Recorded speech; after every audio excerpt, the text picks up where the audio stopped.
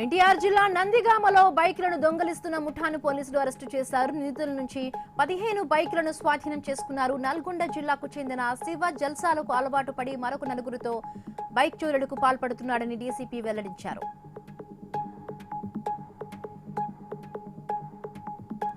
ఎన్టీఆర్ జిల్లా విసన్నపేటలో మండల పరిషత్ ఎన్నికలు ప్రశాంతంగా నిర్వహించాలన్నారు ఆర్డీఓ మాధురి.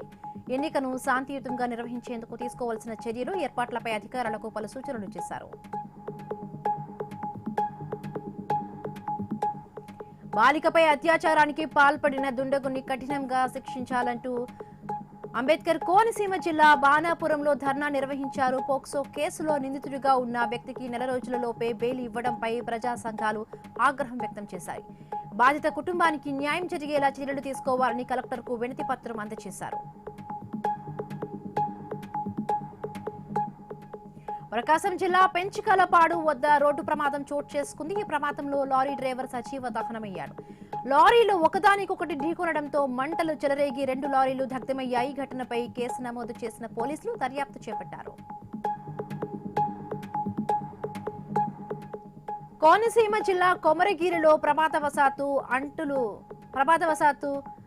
మంటలు అంటుకొని అగ్ని ప్రమాదం దగ్ధమైంది. కొబ్బరి ఆకులను కాల్చివేస్తూ ఉండగా ఈ ప్రమాదం జరిగిందని రైతు వెంకన్న వాపోయాడు.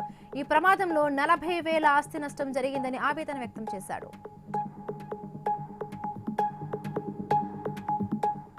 కరీంనగర్ జిల్లా రెడ్డిపల్లి గ్రామంలో ఇసుక లారీలను స్థానికులు అడ్డుకున్నారు. మానేరు వాగు నుంచి వందలాది లారీలు ఇసుక తరలిస్తూ ఉండడంతో రోడ్లు పాడవుతున్నాయన్నారు. లారీల వల్ల వచ్చే ధూళితో అనారోగ్య బారిన పడుతున్నామని తెలిపారు. సంఘటన స్థలానికి చేరుకున్న పోలీసులు సమస్యను పరిష్కరిస్తామని హామీనివ్వడంతో ధర్నా విరమించారు.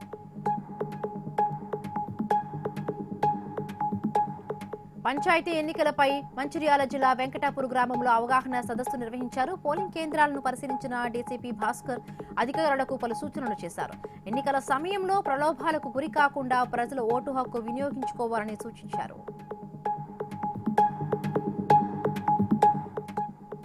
శ్రీ సత్యసాయి జిల్లా పెనుకొండలో రోడ్డు ప్రమాదం జరిగింది. ఈ ప్రమాదంలో ఆటో బోల్తా పడి పలువురికి గాయాలయ్యాయి. బాధితులంతా సత్యసాయి జిల్లా బాబయ్య స్వామి గంధం వేడుకలకు వచ్చినట్టు పోలీసులు తెలిపారు. క్షతగాత్రులను హాస్పిటల్కు తరలించి చికిత్స అందిస్తున్నారు.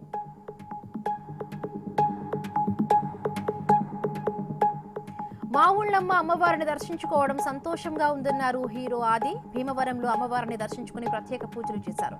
ఈ నెల 25న విడుదల కానున్న తమ సినిమా సంబాలాలో సైన్స్ కి మూఢనమ్మకాలకు మధ్య జరిగే పోరాటమే సంబాలా మూవీ స్టోరీ అని తెలిపారు.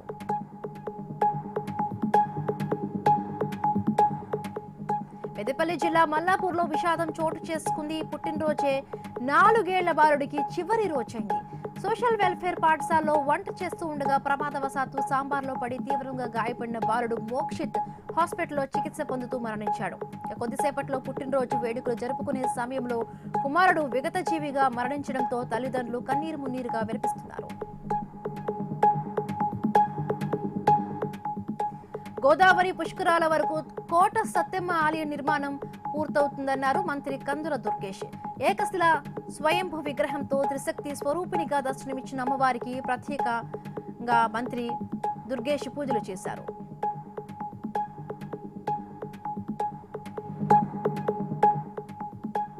భీమవరం ఏఆర్కే స్కూల్ వద్ద పూర్వ విద్యార్థుల ఆందోళన చేపట్టారు. 2024-25 10th పాస్ అయిన విద్యార్థుల మెమోలలో లోపాలు ఉన్నాయని ఆరోపించారు.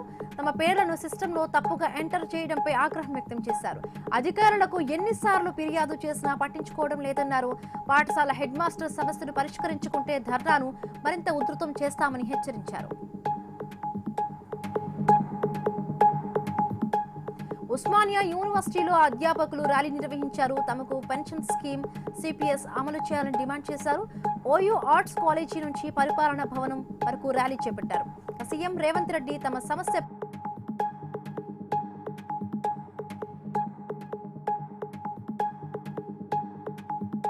తిరువూరు మధిర రోడ్డు దయనీయ స్థితిలో ఉంది. రోడ్డుపై గుంతలు పెరిగిపోతున్న అధికారులు పట్టించుకోవడం లేదన్నారు పలు గ్రామాల ప్రజలు. ప్రభుత్వాలు మారినా రోడ్డు బాగు కాకపోవడం లేదన్నారు. అధికారులు ఇప్పటికైనా స్పందించి రోడ్డుకు మరమ్మతులు చేయాలని విజ్ఞప్తి చేశారు.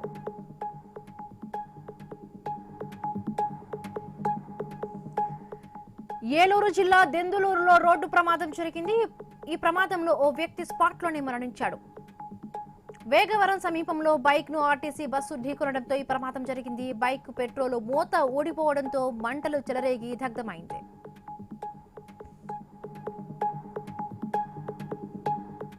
అనంతపురం జిల్లా తాడిపత్రిలో అగ్ని ప్రమాదం సంభవించింది.